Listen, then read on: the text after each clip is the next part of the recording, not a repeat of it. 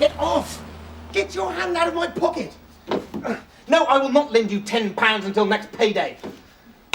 God, call yourself the Chancellor of the Exchequer. Hello, Alan. Hello? So you remember who I am? No, the face means nothing, but I never forget a bust. Don't you remember last Christmas? Christmas? Oh. Veronica! Hillary. Hillary, yes. Well, this is an unexpected pleasure. Alan, please. Well, I'm unbuttoning as fast as I can, woman. I mean, not now, Alan. I'm here in my official capacity as Mrs. Thatcher's secretary. Not as the gullible little spinster whom you ravished on the woolsack when the Lords were in recess. Oh, that was you. Oh, thank God. I've had this recurring nightmare that I knobbed Lord Hailsham. Don't worry, Alan. Everyone knows it was me you took advantage of. They do? How? Because on the door of the toilet in the male members' shower room, you've carved Alan Bastard's had Hillary Sissons. And she wasn't bad, but he was better. Anyway, the reason for this visit is in the tea room last Thursday evening, Mrs. Thatcher forsook her usual hobnob to purchase a Bath bun. Heavens, hold the front page! It was stale! As you're the secretary for the Stale Food Disposal Working Group for the Parliamentary Catering Committee, the PM wants your assurance that such an outrage will not reoccur. Very well, you may give her my word. Now, shoot! Although as for Metal Cammy Knickers has the digestive capacity of Sizewell B, I doubt if she'd be reaching for the wren as if she'd eaten a stale bath, let alone bath bun. Oh, Alan, you're so witty. Yes, I am, aren't I? And I love your aftershave. What is it? I'm not wearing any. You can just smell the money in my wallet. Oh, Alan. What I want to know, Inspector, is why a jet-setting, silk-wearing sex machine like you should want to get involved with running the Stale Food Subcommittee. That's simple. Norman Tebbit hates me. I love you, Alan. I thought you were just here in your official capacity. My lunch hour's just started.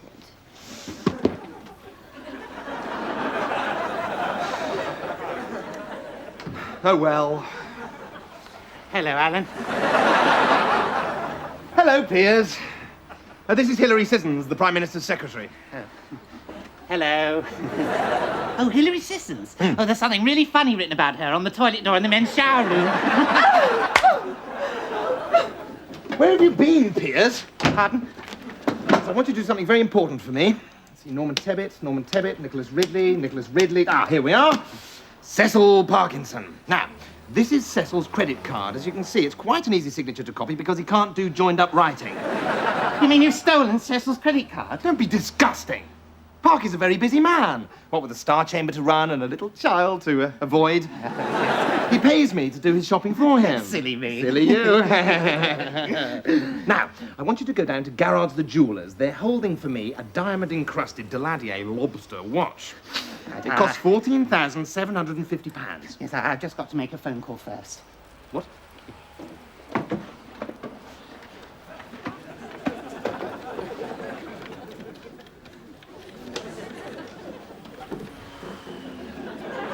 Hello? Yes, it's me, darling. Meow, meow. Yes, it's been so long, sweetness. Yes, but it's gone down now, though. Yes, he wants me to take Cecil Parkinson's credit card and... What? Oh, do you? Oh, no, I didn't think. No, right, I'll tell him, my little pussy. Right. Okay. Bye-bye. Meow, meow. Clarissa says I mustn't. And who the hell is Clarissa? My fiancée. I didn't know you were getting married. I didn't know that Quasimodo had a sister. But you can't have forgotten that the wedding's this weekend. You promised to be my best man. I paid you £500. Look, here's the receipt. No can do this weekend, Piers. I'm supposed to be in Beverly Hills. Well, you could have told me you were going to be in America. I'm not going to America. Beverly Hills is a VDU operator in the Department of Education.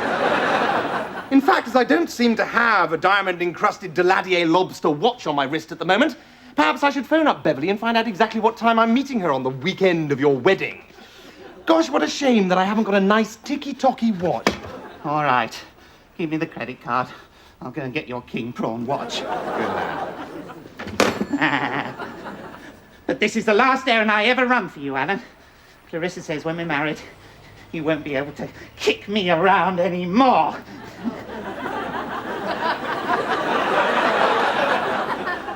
Well, I better make the most of it now then, hadn't I?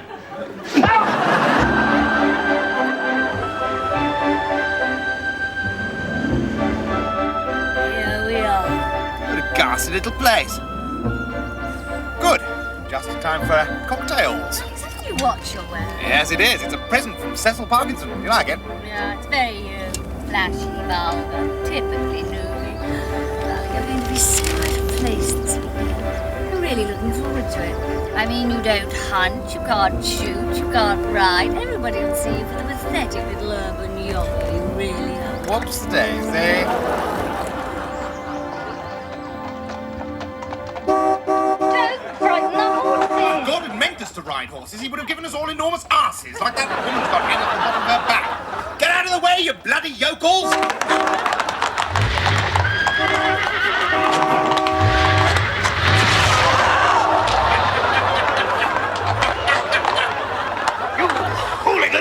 You frighten the horses! Have you no manners? Your wife has bugged my Bentley. I'm on the name of your insurance company, you old fart. I'll give you the name of my whipmaker, sir! Congratulations! Now I know I'm going to enjoy this weekend. God, I hate the bloody country.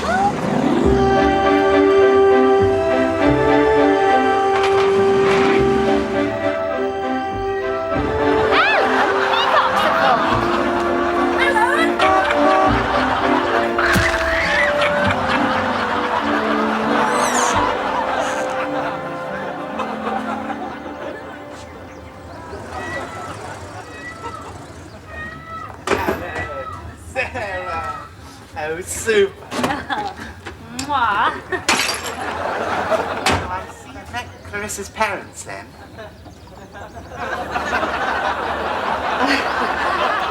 We can say we've been formally introduced. Yes, darling. Have you seen my incontinence pads? No, sorry. Piers. Piers, you can't marry that. I mean, I know you're desperate and the parents are probably loaded, but really... Oh, Alan. That's not Clarissa. That's her brother, Keith.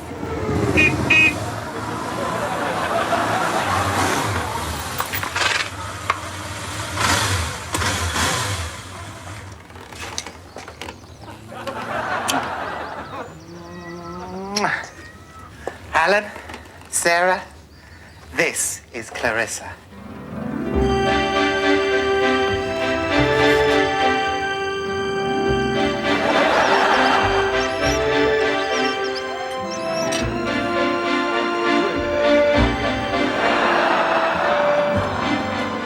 Spotted a dick, Mr. Bastard.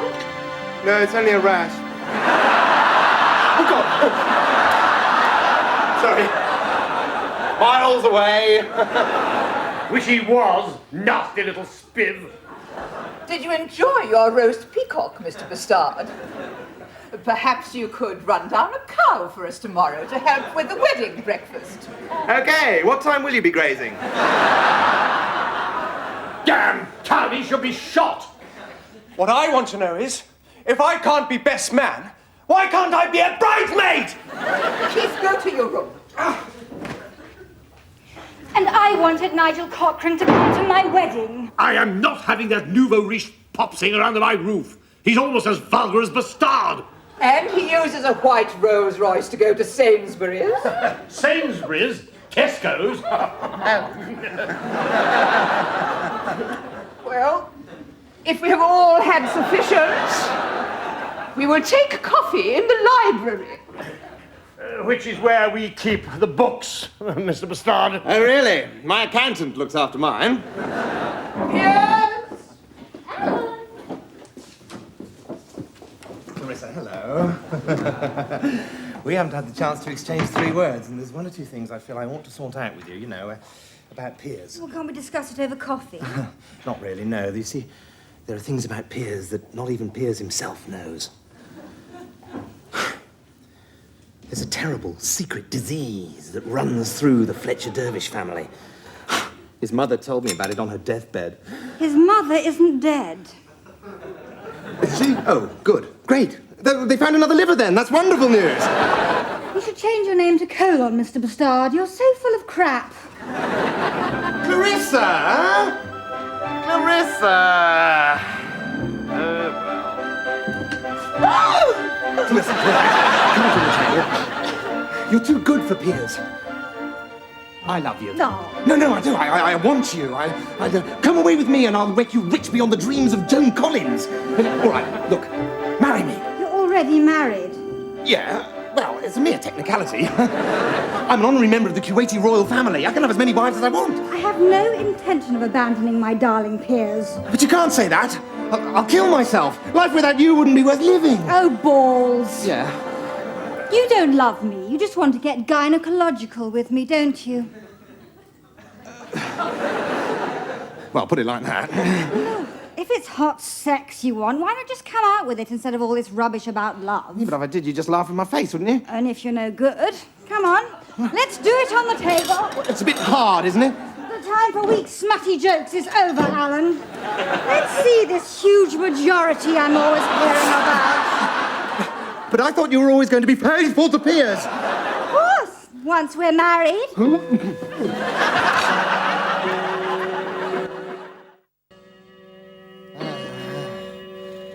God. I was incredible. And you came a close second. What's funny? You just reminded me of a song. I always do. Which one? When I Fall in Love? The biggest aspidistra in the world? No, you can't get quicker than a quick fit fitter. I must bring them up and tell them you can. It's quality that counts, Clarissa, not quantity. Then you fail on both counts. I've been more turned on leaning against the tumble dryer.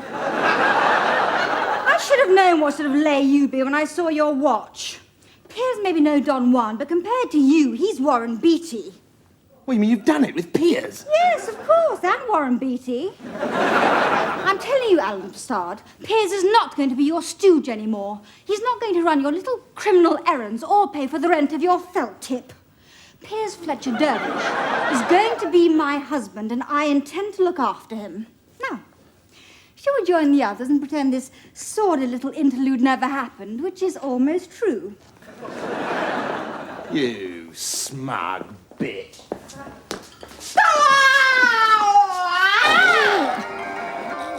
I had to give up my place in the British Ladies Olympic judo team to marry Piers, so I'm not about to let you get in my way.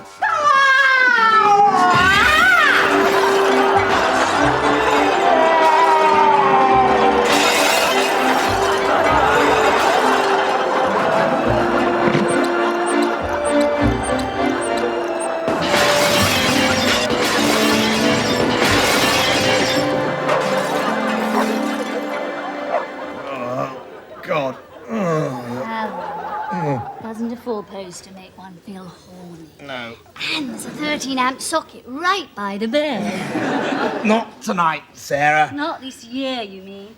We haven't had sex since Nigel Lawson cut the top level of income tax to 40%. Get off! You're just peeved because Clarissa didn't come across. Come across? Where do you pick up these loutish expressions? Halton Price shopping precinct, where I pick up the louts that use them. Big, strong, sweaty, tattooed farm labourers who can do it for hours on end. I am not interested in your fantasies, Sarah. Yeah, I know that. And for your information, I wasn't trying to seduce Clarissa. Although it shouldn't be too difficult. The girl's a nymphomaniac. She'd screw anything in trousers. Really? Can I borrow your pyjama bottle? I am serious. Piers is my best friend. I've got to do something to wreck this marriage. You're crazy. The wedding's tomorrow. What you going to do? Kill her?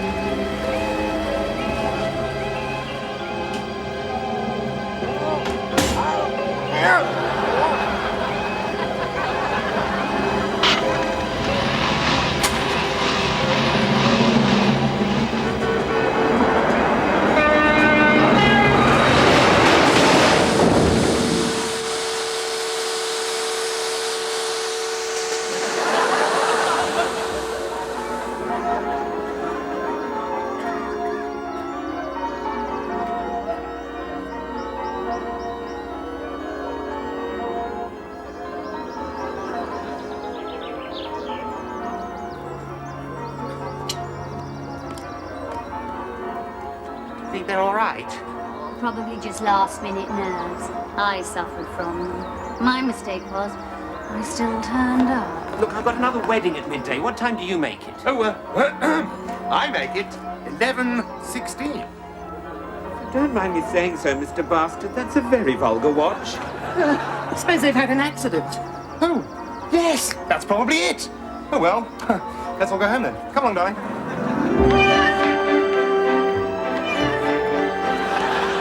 Darling, I'm so sorry, but there's been a tragic accident. Nigel Cochrane's wife, Rolls Royce, got stuck on a level crossing. We got stuck behind them. He and his wife oh my God! Oh, the poor girl is obviously far too distressed. The wedding can't possibly go ahead now. It was ordained for a remedy against sin to avoid fornication, that such persons as have not the gift of continency might marry and keep themselves undefiled. Unto which holy estate these two persons present come now to be joined. Therefore, if any man can show any just cause or impediment why they may not lawfully be joined together, let him now speak or... Piers Fletcher Dervish is my awful wedded husband, and I'm his wife. He promised me the world, and he left me to rot in Chitton Sudbury. And there's another young and on the way. Oh, Piers, how could you? I've never seen her before in my life, darling. The time for lying is over, Piers. Be a man, not a louse. Don't be like Cecil. Stand by the poor. Very embarrassing. No, it isn't, Vicar. It isn't embarrassing at all. Someone's put the woman up to it, and I think I know who. Yes, Fletcher Dervish. Oh, bloody no. The girl's an actress. She was an extra in Brookside only the other week. Extra, darling, do you mind? I had 3 lines, and it was Rockcliffe's Babies.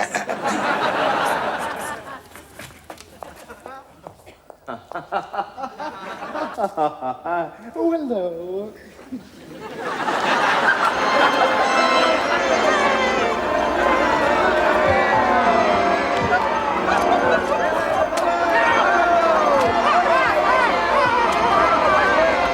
You're such a sore loser, darling. Who says I've lost? Bolt, you bugger!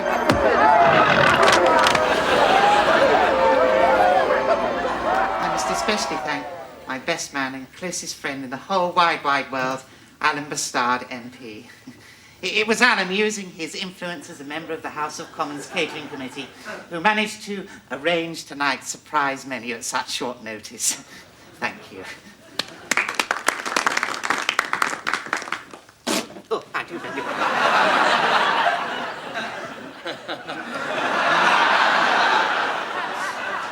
Lord Hasnett, Vicar, bride and groom, ladies and gentlemen, first I must thank Piers for his kind words. He's a simple soul, but his heart's in the right place. Although I can't say the same for his stomach. Frankly, when I was asked to be best man, I demurred. It's a weighty honour, and besides, I was on a promise with a busty clerical officer who works underneath Kenneth Baker. However, as I'd conned Piers out of £500 to be his best man, I had to turn up. No, don't laugh, it's all true. But when I saw Clarissa, everything fitted into place, quite snugly. Although how Piers ever managed to pull such a luscious piece of upper-class tail is beyond me. I only hope that Clarissa's sexual appetite, which I confess I've been a party to, and it was quite a party, doesn't do for Piers' body what the cruel roulette wheel of heredity has done for his mind.